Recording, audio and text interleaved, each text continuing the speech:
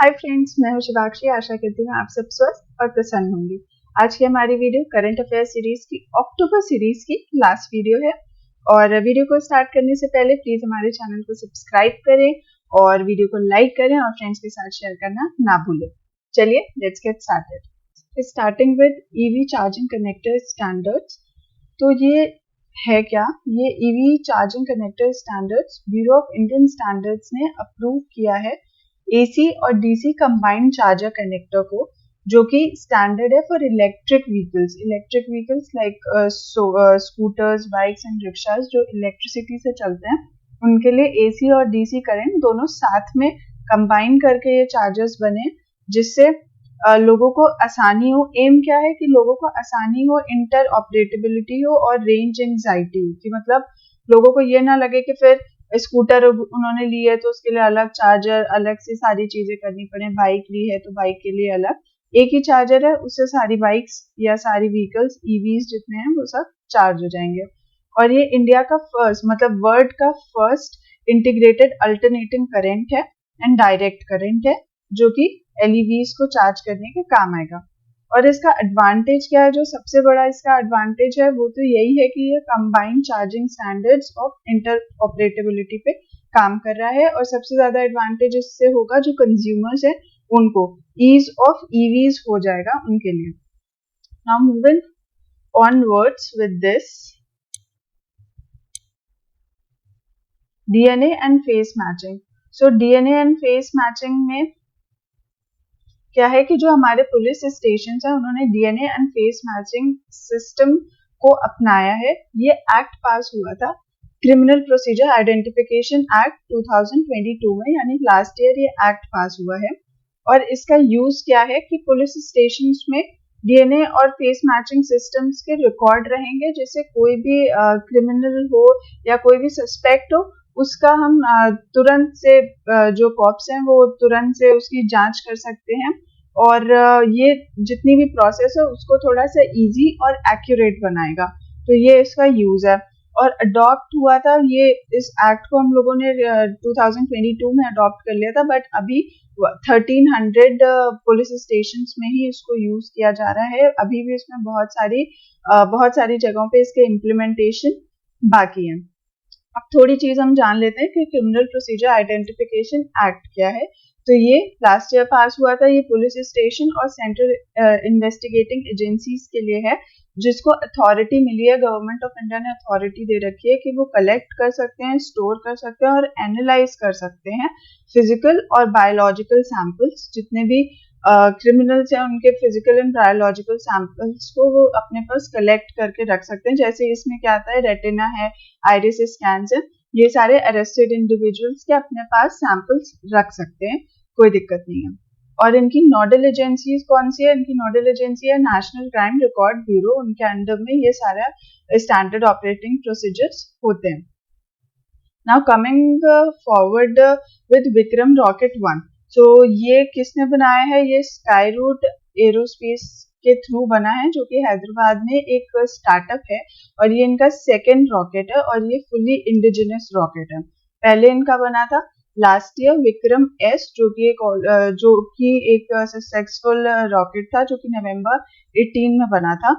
और ये नेम्ड है इनका, ये जो विक्रम नाम रखा गया है, ये फादर ऑफ इंडियन स्पेस के डॉक्टर विक्रम साराभाई जो हैं स्पेस प्रोग्राम्स के लिए बहुत जाने जाते हैं, उनके नाम पे रखा गया है। इसकी जो कैपेसिटी है वो 300 kg ऑफ पेलोड किया है इन लो अर्थ ऑर्बिट।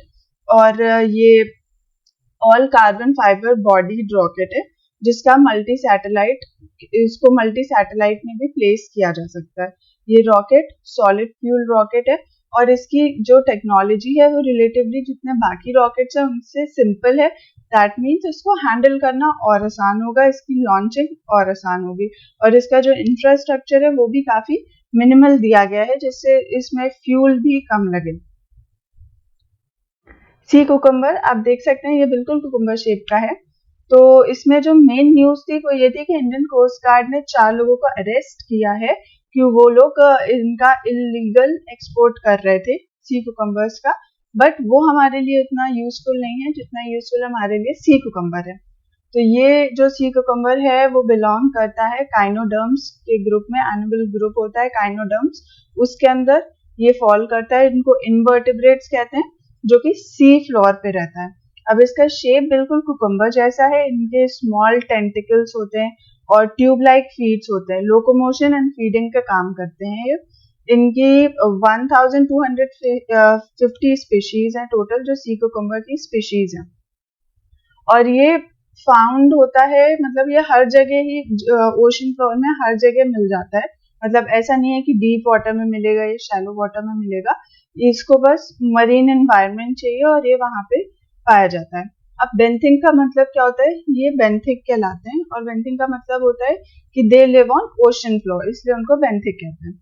और उनका जो एक्सक्रीट होता है वो इनऑर्गेनिक नाइट्रोजन एंड फॉस्फोरस का होता है। जो भी इनका एक्सक्रीट होता है उसमें इनऑर्गेनिक नाइट्रोजन एंड फॉस्फोरस होती है, जो कि इनहैंस करती है प्रोडक्टिविटी ऑफ बेंथिक बायोटा। इसके इनहैंसमेंट के काम आता है इनका एक्सक्रीट। अब ये कंजर्वेशन स्टेटस इनका साइट्स में अपेंडिक्स 2 में आता है, और वाइल्ड लाइफ प्रोटेक्शन एक्ट के अंदर ये शेड्यूल 1 में आते हैं। आगे बढ़ते हैं United nation forums on forest. तो ये ministry of environment, forest and climate change के अंतर्गत ये पूरा है, यूएन फोरम ऑन फॉरेस्ट। ये इन्होंने एक ऑर्गेनाइज किया था कंट्री लेड इनिशिएटिव, जो कि सस्टेनेबल फॉरेस्ट मैनेजमेंट के काम के लिए है। अब ये हुआ कहाँ पे है, 26 से 28 ऑफ अक्टूबर को हुआ है, forest research institute Dehradun Uttarakhand में। ये पूरा ये एक इवेंट है basically, United nation forum on forest एक इवेंट हुआ है उत्तराखंड में। ये इस्टेब्लिश किया गया था 2000 में। ये किसने इस्टेब्लिश किया था, UN economic and social council of the United Nations ने ये इस्टेब्लिश किया था। और इनका काम क्या होता है, basically management, conservation and sustainable development of all type of forest. Her type के फॉरेस्ट का मैनेजमेंट, कंजर्वेशन और सस्टेनेबल डेवलपमेंट कैसे किया जाए वो देखते हैं।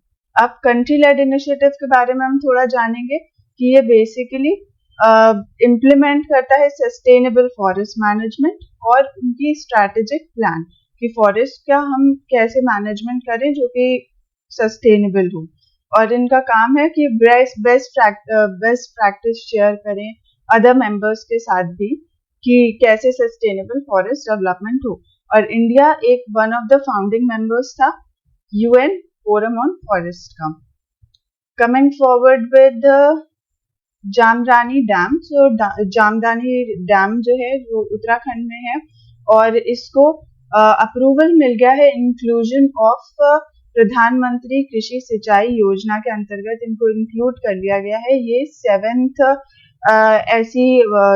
ऐसी डैम है जिसको इंक्लूड किया गया है इसके अंदर। इसके पहले 6 और हुई थी। और ये प्रधानमंत्री कृषि सिंचाई योजना बेसिकली है क्या, ये 2015-16 में लॉन्च की गई थी। इसका मेन ऑब्जेक्टिव था, मतलब इस स्कीम का मेन ऑब्जेक्टिव था कि एक्सेस फार्म्स को पूरा वाटर एक्सेस मिल जाए, कल्टिवेबल एरियाज में वाटर एक्सेस हो जाए, इरिगेशन में काम आए, फार्म में वाटर एफिशिएंसी हो और सस्टेनेबल वाटर कंजर्वेशन प्रैक्टिसेस हो।